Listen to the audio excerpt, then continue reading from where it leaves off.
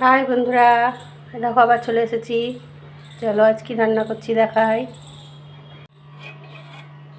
দেখো আলু ভাজা করব, তাই আলুটা কেটে ধুয়ে লবণ মাখিয়ে রেখে দিয়েছি। আর এই যে পনির হবে, তার জন্য যে আলু কেটে রেখেছি। আর এটা 4টে পটল কেটেছি, সর্ষে করব। পনিরের মশলা সব রেডি করে রেখেছি। আর এদিকে পটলের সর্ষে বাটা। চলো তাহলে এবার রান্না বসানো যাক। অনেকটাই বেলা হয়ে গেছে। প্রথমে পনিরগুলো আগে কেটে নেব, কেটে নিয়ে একবারে গ্যাসটা জ্বালাবো। দেখো পনিরটা ছোটো ছোটো করে কেটে নিয়েছি, এবার ভেজে নেব। তার জন্য কড়াই বসিয়ে দিয়েছি, সাদা তেল দিয়ে দিয়েছি, তেলটা গরম হোক।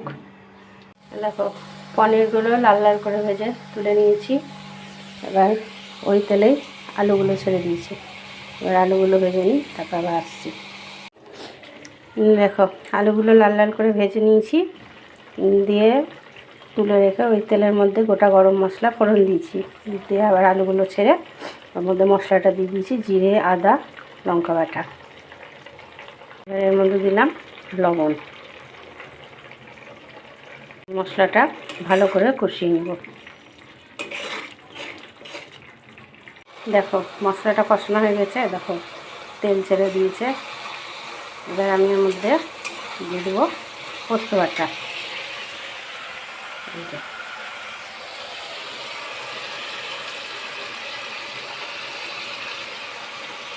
দেখো পোস্ত বাটাটা দিয়ে দিয়েছি।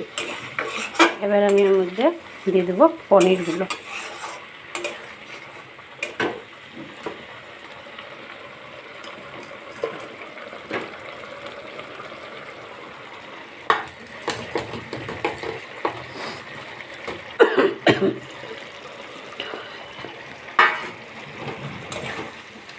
এবার আমি এর মধ্যে দিয়ে দেবো খানিকটা জল, তাহলেই আমার পনির রান্না হয়ে যাবে।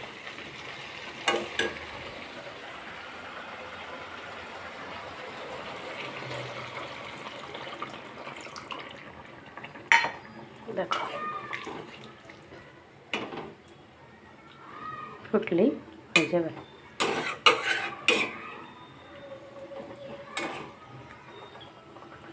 দেখো পনির রান্না আমার হয়ে গেল।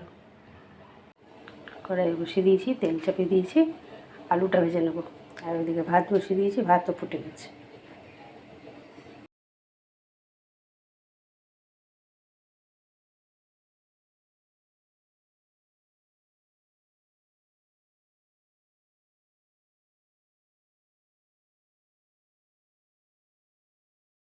তাহলে দেখলে বন্ধুরা আজকের আমার রান্না। তাহলে ভিডিওটা আজকে আর বড় করছি না, এখানেই শেষ করছি। লাইক কমেন্ট শেয়ার করো, পাশে দেখো।